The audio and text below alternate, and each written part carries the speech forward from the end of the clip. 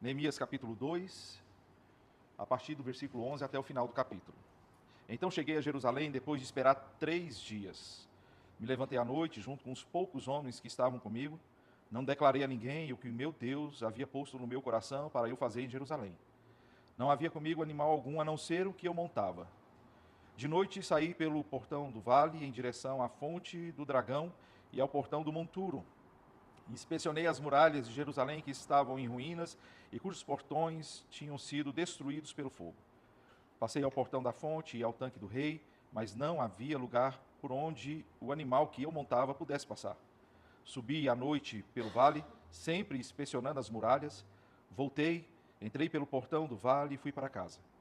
Os magistrados não sabiam aonde eu tinha ido, nem o que tinha feito, pois até ali eu não havia declarado coisa alguma, nem aos judeus, nem aos sacerdotes, nem aos nobres, nem aos magistrados, nem aos demais que iriam fazer a obra. Então eu lhes disse: vocês estão vendo a miséria em que nós estamos? Jerusalém está em ruínas e os seus portões destruídos pelo fogo. Venham, vamos reconstruir as muralhas de Jerusalém para nos livrarmos desta vergonha. E lhes declarei como a mão bondosa do meu Deus havia estado sobre mim e também as palavras que o rei me havia falado. Então disseram: vamos nos preparar e começar a reconstrução. Então se prepararam para fazer esta boa obra. Porém, Sambalate, o Oromita, Tobias, o servo Amonita, e um árabe chamado Gesem souberam disso, zombaram de nós e nos desprezaram, dizendo: o que é isso que vocês estão fazendo? Querem se rebelar contra o rei?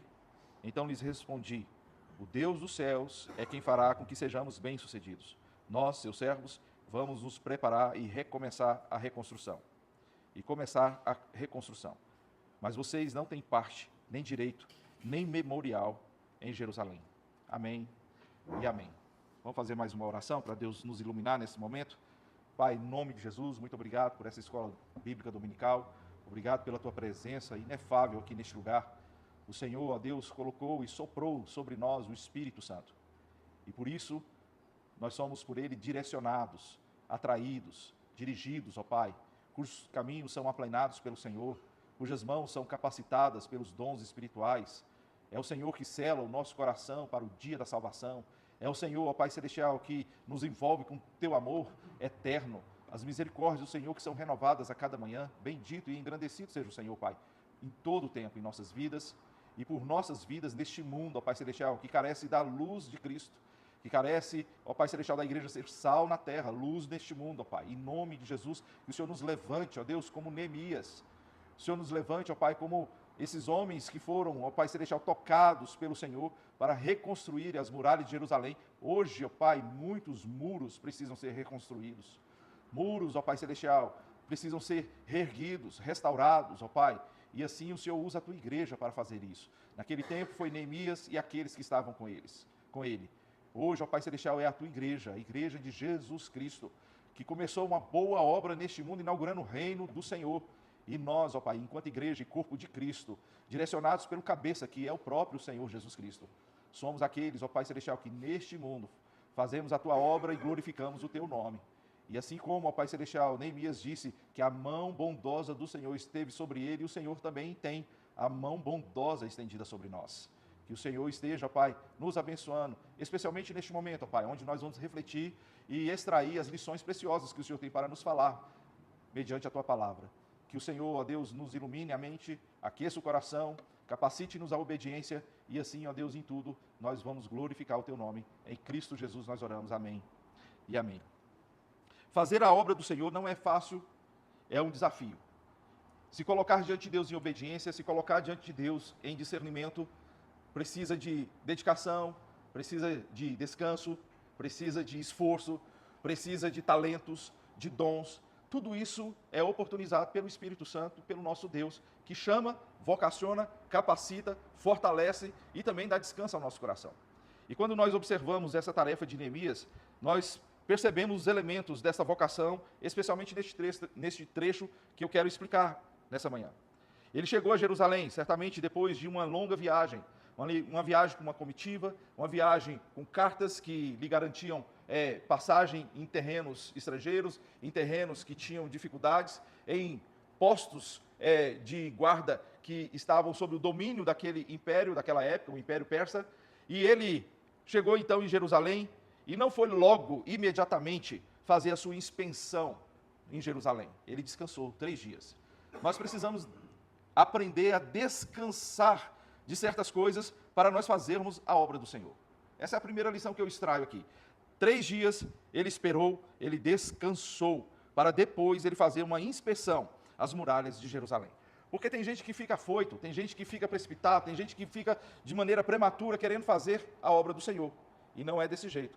Nós precisamos estar com o nosso vigor restaurado, nós precisamos estar dispostos para fazer a obra do Senhor, nós precisamos ter a nossa disposição, tanto de espírito quanto física. E Neemias fez isso. Eu aprendo aqui com Neemias que para fazer a obra do Senhor, eu preciso consolidar, eu preciso estar com o meu coração firme naquilo que o Senhor ministrou em minha vida. Ele disse assim: junto com alguns poucos homens que estavam comigo, não declarei a ninguém o que meu Deus havia posto no meu coração. Deus tinha colocado algo no coração de Neemias, mas ele precisava consolidar este algo que Deus tinha colocado, antes dele compartilhar com quem quer que seja. Deus tinha ministrado, porque lá na frente ele vai incentivar o pessoal a aderir à causa dele, e ele fala exatamente o que Deus colocou no coração dele. E naquele momento ali, o Espírito Santo usa Neemias como um instrumento de convencimento, porque o que Deus colocou no coração de Neemias representa igualmente a palavra de Deus, representa a vontade de Deus para Jerusalém, representa a vontade de Deus para a reconstrução dos seus muros. Então, quando a pessoa fala isso de maneira indecisa, de maneira insegura, de maneira não convicta, ela passa essa mesma insegurança, e a palavra de Deus não pode ser acolhida em nossos corações quando estamos inseguros. Ao contrário, ela é um chamado, uma convocação à confiança, à segurança, à certeza de que o Senhor está conosco, de que o Senhor está pavimentando a nossa estrada, de que o Senhor está abrindo portas, de que o Senhor está oportunizando o exercício ministerial para a glória dele. E isso tem que ser acolhido num coração que está sensível à exposição dessa palavra, à exposição da vontade de Deus, sensível à exposição do projeto de Deus para o seu povo. Neste caso, naquela época, era o povo de Judá, hoje é a igreja do Senhor Jesus Cristo e os seus eleitos, que ainda não estão na igreja, que precisam ser angariados, evangelizados, comissionados, para estarem junto à igreja, que é corpo de Cristo Jesus. Dessa forma, nós precisamos consolidar no nosso coração o que Deus falou conosco. Lembra da oração de Neemias?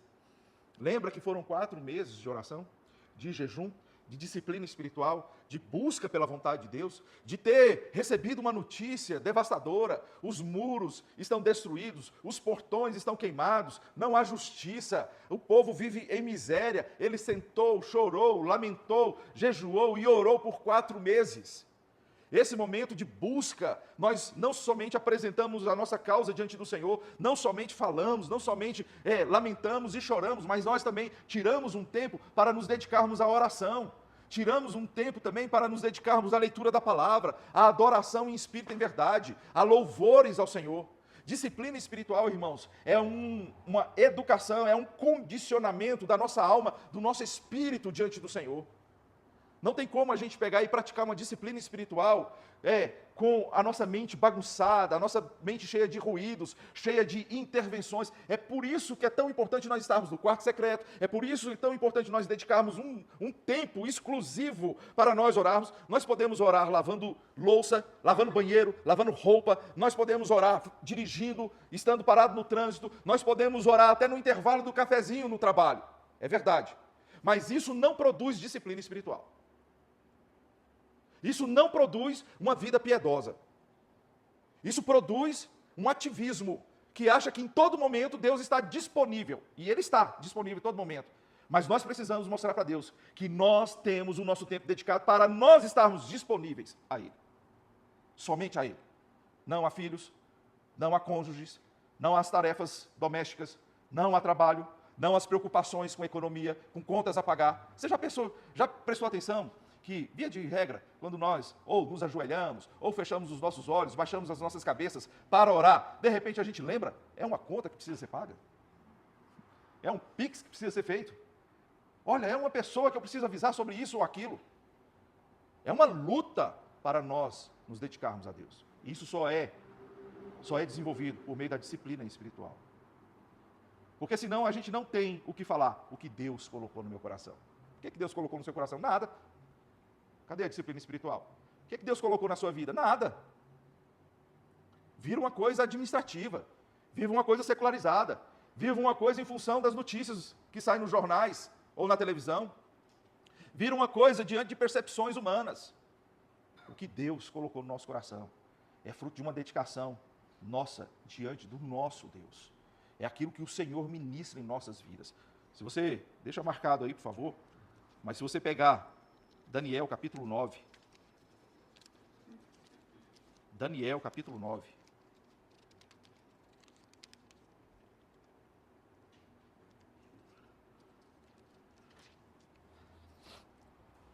a partir do versículo 1 mesmo. No primeiro ano do reinado de Dario, filho de Assuero, da linhagem dos Medos, que foi constituído rei sobre os caldeus, no primeiro ano do seu reinado, eu, Daniel, entendi pelos livros que, de acordo com o que o Senhor havia falado ao profeta Jeremias, a desolação de Jerusalém iria durar 70 anos. Está vendo aí? E nós sabemos que Daniel orava 3 vezes ao dia. Foi por isso que ele foi para a cova dos leões. Não somente ele, mas era uma prática daqueles que estavam cativos na Babilônia. Sadraque, Mesaque e Abednego também faziam essas orações. Por isso que eles foram para a fornalha. Portanto, você percebe aqui que esses livros que ele se refere aqui são os livros proféticos. É a lei do Senhor. E quando ele chega a Jeremias, ele percebe que o cativeiro iria durar 70 anos. E o tempo já tinha passado. Então ele coloca-se diante de Deus agora em uma oração intercessória, dizendo: restaura, Senhor, a sua nação. Leva de volta o povo que o Senhor trouxe para a Babilônia.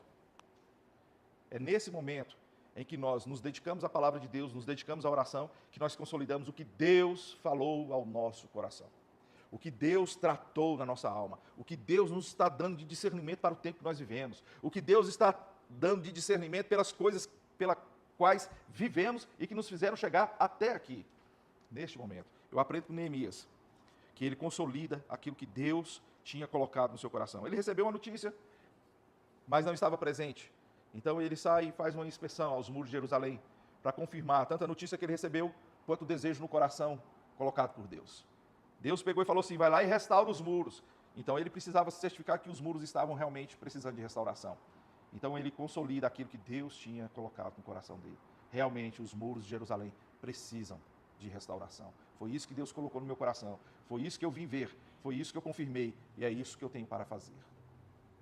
Depois eu percebo que nem tudo nessa vida a gente deve compartilhar com as pessoas que estão ao nosso redor. Nem tudo. Nós precisamos aprender a receber algo de Deus e por um breve momento nós guardarmos isso só no nosso coração. Ele foi para a inspeção, ele pegou alguns homens, poucos homens, diz o texto aqui no versículo 12, que estavam com ele, mas ele não declarou a ninguém o que o meu Deus havia posto no meu coração para eu fazer em Jerusalém, segundo ele mesmo disse aqui no versículo 12. Ele não disse nada a ninguém. Ele simplesmente guardou aquilo no coração, foi se certificar, porque tem gente que mina o propósito de Deus em nossas vidas. Não o propósito de Deus porque Ele é soberano e os planos do Senhor não podem ser frustrados, mas mina a nossa disposição em servir a Deus. Mina o nosso vigor espiritual.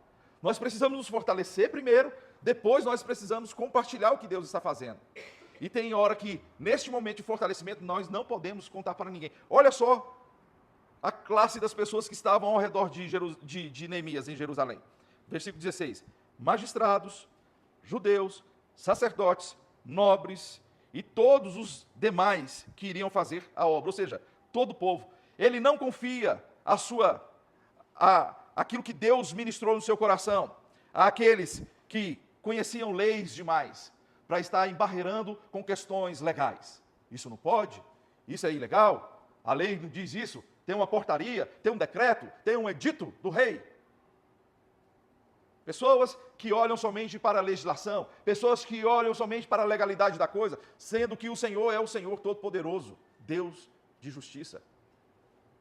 Ele não compartilha com aqueles que são religiosos demais, nem sacerdotes, nem os judeus, e aqui esses judeus, aqui ele está falando dos religiosos, daqueles que seguiam a religião. Porque tem gente que acha que tudo é ritual, acha que tudo é litúrgico, acha que tudo é uma questão de ministrar o status quo da religião. Não, ele sabe que essas vozes não podem trazer eco à sua consciência e à consolidação do que Deus está fazendo no coração dele para poder fazer a obra em Jerusalém. Ele não compartilha com aqueles que são avarentos, os nobres. Porque os nobres, de um lado, o nobre, quando ele é abençoado por Deus para não servir à sua nobreza e não servir ao seu dinheiro, ele é instrumento de Deus para a obra do Senhor, sendo generoso, sendo aquele que investe, aquele que oportuniza. Mas quando o nobre ele é avarento, tudo para ele é dinheiro. Tudo para ele se resume a recursos, ou a falta de recursos. Ele parece que vive em função do dinheiro. Todas as coisas têm que ser em relação ao dinheiro. É lógico que iria ter investimento. É lógico que iria ter muitas despesas ali. Muitas bocas para alimentar. Muitas casas para poder hospedar trabalhadores. Então ele não compartilha com os nobres que eram avarentos, que eram pessoas ligadas ao material, ao materialismo só. E aí tem uma outra classe que a gente não consegue distinguir aqui no texto, que são os demais que iriam fazer a obra. E eu julgo esses demais aqui como massa de manobra, aqueles que vão no toque da boiada, quando abre o curral e todo mundo estoura, sabe? A massa de manobra, que não pensa direito, que não avalia as coisas do prisma da palavra de Deus e do discernimento, que não busca, que não ora, que não sabe o que está acontecendo no mundo espiritual e simplesmente fica à mercê dos argumentos mais fortes e do grupo que é mais resistente ao que Deus está fazendo. E de repente essa massa de manobra vai em direção àquele povo. Ele não declarou a ninguém. Deus quer realizar coisas em nossos casamentos e nós não podemos contar para ninguém. Deus quer realizar coisas em nossa juventude, em projetos futuros, em projetos profissionais. E nós precisamos aprender a guardar isso até que o Senhor nos autorize a compartilhar como testemunho da glória dele. Deus quer fazer coisas com os nossos filhos, restaurar vidas, livrá-los. Quer fazer coisas nas demandas que nós estamos enfrentando. E nós precisamos guardar o nosso coração e não contar isso para todas as pessoas que estão ao nosso redor. Não é viver um túmulo fechado, não é viver como um monge ascético no deserto, no monastério, um asceticismo social, ou seja, uma separação de tudo e de todos. Não, não é isso. É você ter sabedoria para compartilhar aquilo que Deus nos autoriza a compartilhar. Foi o que Neemias fez. Ele andou pelos muros, ele andou por Jerusalém, entra em porta, sai da porta, entra em outra, sai da outra, passa por um lugar, passa por outro, e isso tudo, imagino, porque é próprio de Neemias, ele em espírito de oração, confirmando a palavra de Deus no seu coração, fazendo com que as coisas que Deus ministrou fossem confirmadas por aquilo que ele está pisando, que ele está vendo, que ele está pegando, que ele está ouvindo. Portanto, é nesse momento que se tem o discernimento, a sabedoria, para saber o que compartilhar uns com os outros. Depois eu aprendo com Neemias que nós precisamos ir até onde os nossos recursos iniciais são suficientes para nós. Ele disse assim, nenhum animal foi comigo, a não ser o que eu estava montado. Aí ele passou, versículo 14, ao portão da fonte e ao tanque do rei, mas não havia lugar por onde o animal que eu montava pudesse passar. Não havia lugar. Então, ele volta e passa pelo portão do vale. Nós precisamos entender que no desenvolvimento, na execução da vontade de Deus, ele vai provisionando os recursos para nós. E que nós precisamos executar a vontade de Deus conforme o provisionamento desses recursos. Naquele momento, ele não tinha provisão suficiente para fazer toda a inspeção de Jerusalém. O animal não dava conta de passar. Era noite. Ele não estava com guardas, porque ele falou poucos homens. Então ele não estava completamente seguro. Lembra que o povo vivia na insegurança? Muralhas derrubadas, portões queimados, ou seja, muralhas representam a segurança. Jerusalém estava vulnerável aos salteadores, aos bandidos. Justiça não existia, porque era na porta da cidade que o povo levava suas causas para os magistrados julgar. Então, ele não podia ficar vulnerável logo no primeiro momento. Ele não seguiu. Por quê? Porque Deus tinha provisionado para ele, naquele momento, um animal que não tinha condições de seguir. Então, ele recuou. A gente precisa saber, discernir, entender, flexibilizar, para nós avançarmos ou recuarmos de acordo com aquilo que é provisionado para nós. Seja questão de dons, seja questão de recursos humanos, seja questão de recursos financeiros, seja questão de situações, circunstâncias favoráveis ou desfavoráveis, precisamos discernir, estarmos sintonizados na batuta do nosso Deus, para nós entrarmos no momento certo, senão corremos o risco de estragar toda a orquestra. Nós, a exemplo de Neemias, que não conseguiu passar por aquele momento com o animal que ele estava, mas depois isso foi oportunizado para ele. Precisamos discernir o tempo e o modo certo de agir. Aí eu quero que você abra, por favor, em Eclesiastes. Eclesiastes capítulo 8.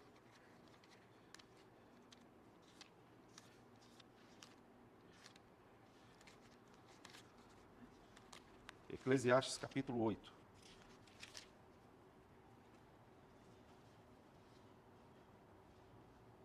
A partir do versículo 2, acompanhe a leitura, por favor. Eu digo a você, observe o mandamento do rei, e isso por causa do juramento que você fez diante de Deus. Não tenha pressa em sair da presença dele. E aqui o rei está tipificando Deus, né? Lógico. Nem insista em fazer o que é mal, porque ele faz o que bem entende. Ele é soberano, Deus é soberano, então ele faz o que ele bem entende. Porque a palavra do rei, ou seja, a palavra de Deus, tem autoridade suprema. Quem pode lhe perguntar o que você está fazendo? Lembra de Romanos, que Paulo usa esse entendimento para falar assim, quem foi o conselheiro de Deus? Para que alguém seja restituído. Então, quem pode lhe perguntar o que você está fazendo? Quem guarda o mandamento não experimenta nenhum mal, ou seja, ele é livre, porque o mandamento ele nos orienta onde nós devemos andar. Então nós saímos da zona de perigo. E o coração do sábio conhece o tempo e o modo certo de agir, porque há um tempo e um modo para todo propósito de Deus. Sabe, queridos? Há um tempo e um modo certo para agir. E o coração do sábio entende isso. Nós precisamos entender que nós vamos caminhar na execução do que o Senhor tem para nós, à medida da sua provisão, à medida daquilo que Ele vai estender na mão favoravelmente a nós. Ele tem grandes projetos para nós. Ele tem grandes vitórias para nós. Às vezes a palavra já foi consolidada no seu coração. Calma, vai chegar a hora. Vai chegar o tempo certo em que você estará em cima de um animal que conseguirá passar naquele caminho que inicialmente você não conseguiu e de repente se sentiu frustrado. Não frustre o seu coração. Não desanime da promessa de Deus. Não desanime do que Deus tem para fazer por meio da sua vida. Se foi só uma barreira, não tem problema. O Senhor nos faz saltar muralhas. Não é assim que Salmo fala? Pois contigo eu saltarei muralhas e destruirei exércitos. Em último lugar, eu aprendo com Neemias, desculpe. Eu aprendo com Neemias a vencer a resistência e a estabelecer parcerias. Ou, em primeiro lugar, estabelecer parcerias e vencer resistências. Primeiro, ele estabelece, aí agora sim, ele chama aquelas pessoas que inicialmente ele as privou da informação, do que Deus tinha dito a ele, os magistrados, os judeus, os sacerdotes, os nobres e todos os demais. Ele convida essa turma toda e apresenta, então, tudo aquilo que Deus tinha colocado no seu coração. No versículo 17 diz, então eu lhes disse, vocês estão vendo a miséria em que nós estamos, Jerusalém em ruínas, e os seus portões destruídos pelo fogo. Eu quero parar aqui, nesse primeiro momento aqui que ele fala. É interessante, porque ali, certamente, alguns daqueles magistrados já moravam em Jerusalém. Muitos daqueles judeus já moravam em Jerusalém. Os demais que iriam fazer a obra já moravam em Jerusalém. Tanto é que quando a gente observa a reconstrução das muralhas, a gente percebe que na dinâmica de reconstrução, cada um está de frente para a sua casa. onde mora. Percebe? Então são moradores dali. Neemias, ele não tinha nascido em Jerusalém. Ele nasceu no exílio. Ele era da cidadela de Suzã, Palácio Real. Ele era do exílio. Era um jovem. Neemias estava diante do povo que morava ali. E ele poderia dizer o seguinte: vocês não estão vendo a miséria que vocês estão? Seria legítimo ele falar assim? Seria. Porque ele não era de lá. Quem estava na miséria lá? Eles. Ele estava onde? No palácio. Copeiro do rei. Primeiro assessor do rei. Vida boa. Privilégios. Quem estava na miséria? Eles. Mas ninguém faz a obra do Senhor sem o sentimento de pertencimento. Ninguém.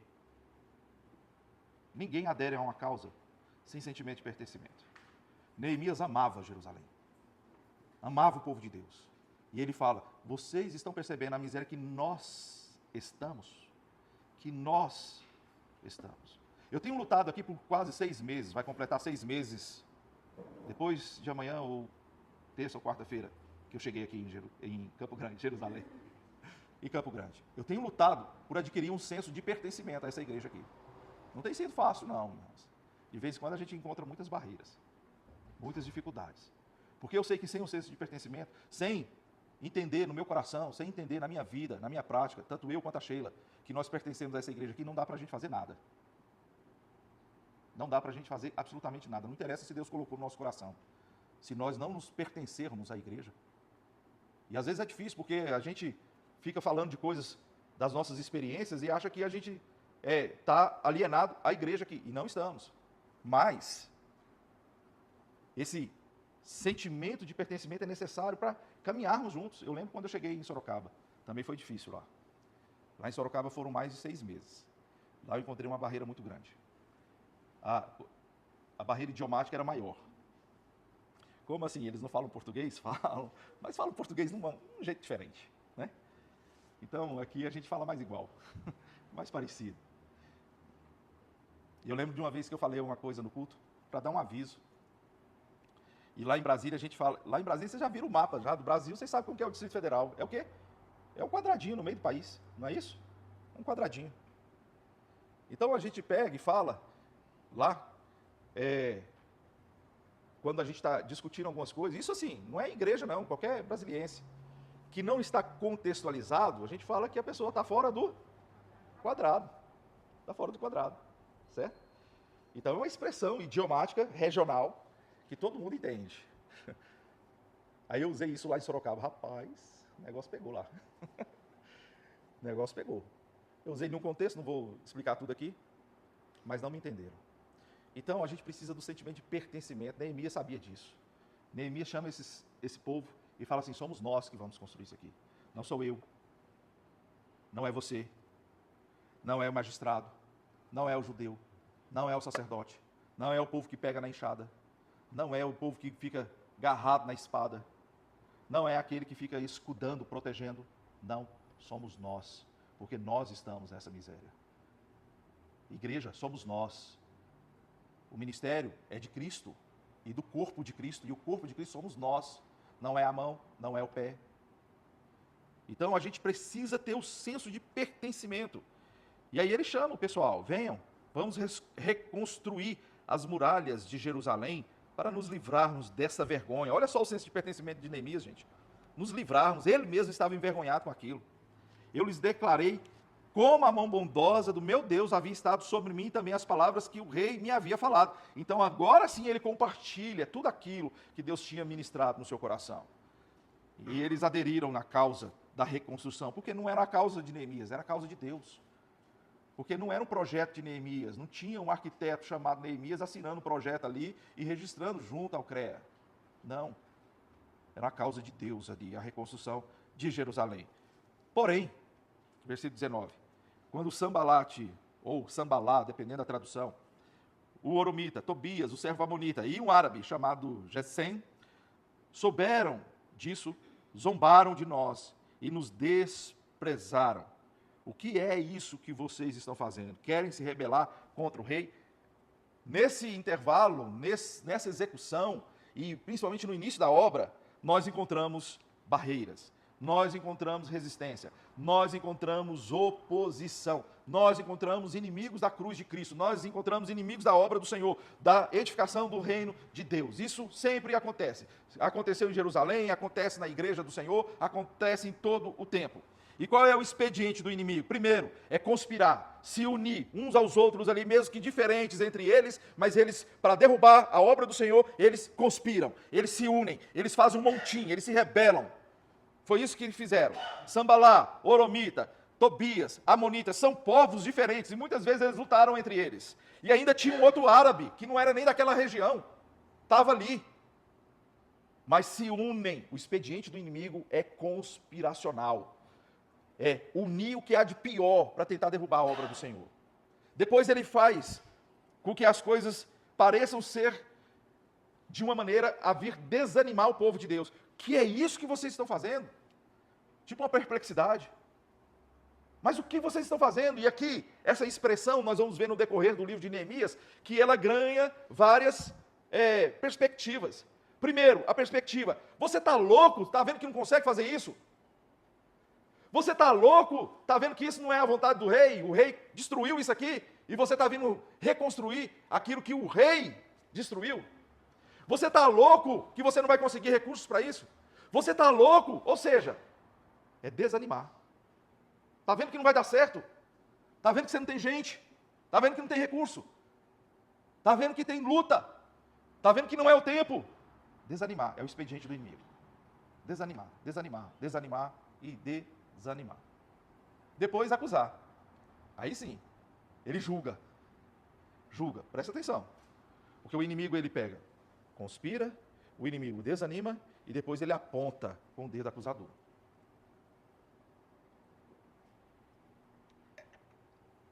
Eu acho muito interessante porque Neemias em todo o tempo ele está falando assim, o que Deus colocou no meu coração, o que Deus colocou no meu coração, o que Deus colocou no meu coração.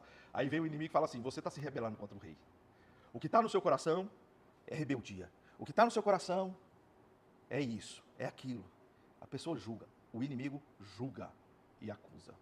Esse é o expediente do inimigo. Julgar e acusar. Julgar e acusar. Querem se rebelar contra o rei, é isso que vocês querem. É interessante porque as cartas já tinham sido lidas. O povo tinha chegado ali com uma comitiva, inclusive, de soldados do rei. Então o inimigo, ele desconsidera tudo isso, porque não é racional. Não é racional. Eu estou assistindo uma série chamada Teherã. Não sei se vocês já assistiram. Série chamada Teherã. É a história de um agente da Mossad infiltrada no Irã, na capital Teherã, para fazer o movimento lá de tal maneira que Israel consiga ir com uns jatos e bombardear a usina nuclear do Irã. Então, é uma história muito interessante, mostra um pouco daquilo, projeta um pouco daquilo que eu imagino ser lá no Irã mesmo, né?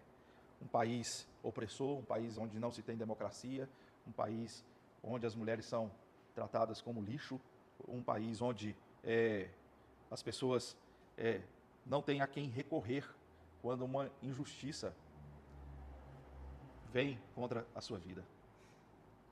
A lei não serve, evidências não servem. Parece que falta até mesmo uma articulação racional das situações para a pessoa perceber o que está acontecendo, porque o que vale é o juízo da pessoa. Eu comentei uma vez aqui com vocês sobre um homem, eu já fui mecânico e tal, então esse homem, ele tinha uma peça no carro, e a peça do carro dele era mais ou menos assim, ó, nesse formato. Naquela época da América, da Auto Latina, os carros Ford e Volkswagen eram intercambiáveis, e a peça dele era mais ou menos desse formato aqui. E tinha uma outra peça, do mesmo modelo de carro, mas com motor diferente, que era desse jeito aqui assim, desse jeito. Essa peça aqui custava R$15, essa peça aqui, aliás, essa peça aqui custava R$60, essa peça aqui custava R$15. Aí eu cobrei, usei essa aqui, cobrei R$60. O mesmo preço da autopeça. A gente pegava na autopeça e passava pelo mesmo preço, porque o nosso acordo com a autopeça era outra coisa. Então, quando ele chegou lá, ele chegou com um orçamento dessa peça aqui, a de R$15, sendo que foi usada essa aqui.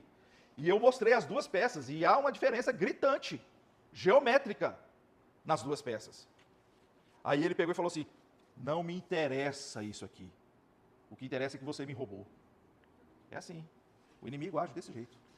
Não interessa as evidências, não interessa a razão, não interessa a particularidade da questão. O que interessa é a acusação que ele quer fazer.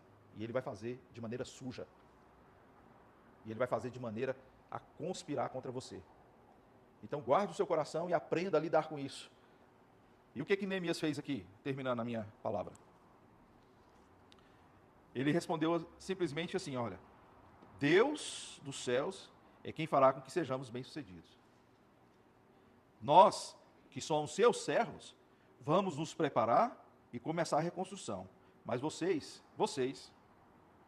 invejosos, vocês, arruaceiros, vocês, conspiradores, vocês, acusadores, vocês que ficam querendo desanimar, vocês não têm parte, nem direito, nem memorial em Jerusalém. Vocês não fazem parte do povo de Deus. Então sai logo da minha frente, porque é o Senhor que vai fazer isso por mim. Quando Deus está na frente, Deus promove a vitória no nome dEle. Hoje nós vivemos igualmente, só que nossa luta não é contra carne ou sangue, nossa luta é contra principados e potestades. Embora principados e potestades oprimam sistema, circunstâncias e até pessoas para serem instrumentos contra nossas vidas e o propósito de Deus em nossas vidas.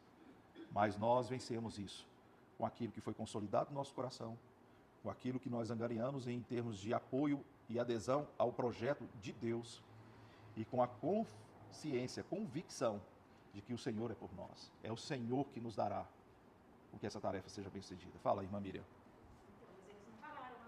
Não. Seria tão bom, né, Miriam? Se na nossa primeira oração, se no nosso primeiro posicionamento, seria tão bom, né? É por isso que às vezes cansa, porque leva anos, porque, não no caso de Neemias, porque eles ficaram até impressionados, né? 52 dias construiu uma muralha, foi o tempo que eles levaram, mas, a exemplo de outros na Bíblia, nós temos também aqueles que levam anos, né? Ana, com a sua dificuldade relacional com Penina. Lembra que todas as vezes que eles subiam para lá onde eles cultuavam ao Senhor, e Penina ficava irritando Ana, porque Penina tinha filhos e Ana não. E ela tinha 10 filhos, então vamos botar um filho por ano aí. Quantos anos? Sendo perturbada. Já pensou? Né? Você pega Abraão, que o seu nome é Abrão, significa o quê? Pai exaltado, paizão. E aí, paizão? E aí, paizão? E aí, paizão? 25 anos. E aí, paizão? Cadê o filho? Cadê o filho? Cadê o filho?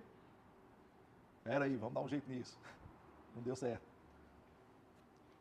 Aí Deus fala assim, não vai ser mais Abrão, vai ser Abraão. E eu imagino, motivo de piada, de zombaria. Porque tinha naquela época, lembra de Eliseu? Que foi saindo e os meninos lá zombando do profeta? Lembra disso? Ah, zombaria tem em todo lugar, gente. Ó, Noé, todo mundo lá rindo dele, construindo a arca. Ah, é igual quando a gente vê, esses dias eu vi o Alisson lá no acampamento, lá saindo lá com uma blusa de frio lá e o sol estatelando assim. Falei, rapaz, se vir o frio que esse cara tá esperando, a gente morre congelado. É a zoeira que reina. É bíblico. E Abraão ali, ó,